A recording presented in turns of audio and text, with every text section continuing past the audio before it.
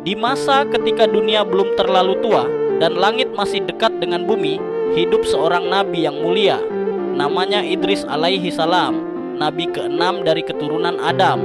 Sosok yang dikenal karena ilmunya yang mendalam, amalnya yang luas, dan kedekatannya dengan langit. Dialah manusia pertama yang menulis dengan pena, menjahit pakaian, dan menghitung bintang.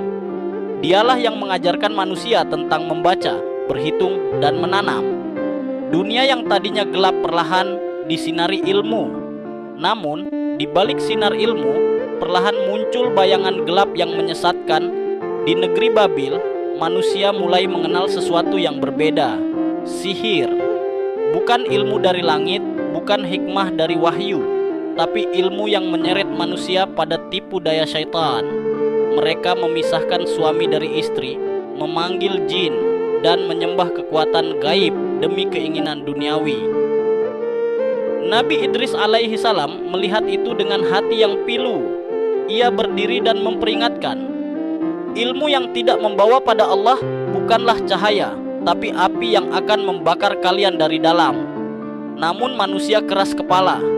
Maka Allah mengirim 2 malaikat ke bumi, Harut dan Marut. Mereka turun sebagai ujian. Mereka mengajarkan manusia tentang sihir, bukan untuk diamalkan, tapi agar manusia tahu batasnya.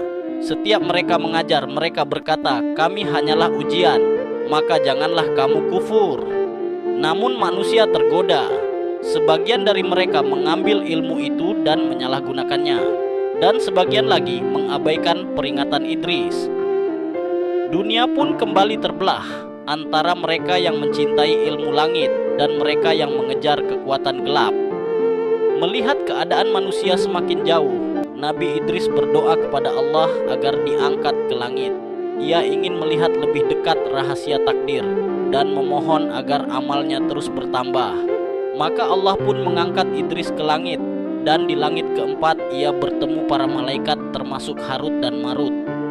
Riwayat mengatakan, Idris melihat langsung bahwa Harut dan Marut sedang dalam ujian berat. Ia berkata kepada mereka, bahkan malaikat pun bisa tergelincir saat berada di bumi. Maka manusia harus lebih hati-hati, karena nafsunya lebih dalam dari yang kalian kira. Idris pun terus naik hingga langit ke-7, di mana ia ditempatkan di tempat yang tinggi sebagai bentuk kemuliaan atas ilmunya, amalnya, dan keteguhannya dalam menghadapi ujian zaman.